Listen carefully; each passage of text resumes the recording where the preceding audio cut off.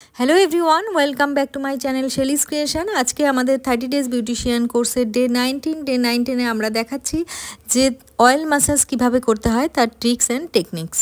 তোমরা একটা বোলে কোকোনাট অয়েল নিয়ে তার সাথে ভিটামিন ই ক্যাপসুল এবং ক্যাস্টর অয়েল নিয়ে সেটাকে মিক্স করে উষ্ণ গরম করে তারপরে আমরা পুরো হেয়ারে অ্যাপ্লাই করব, তারপর আমরা ম্যাসাজ শুরু করব।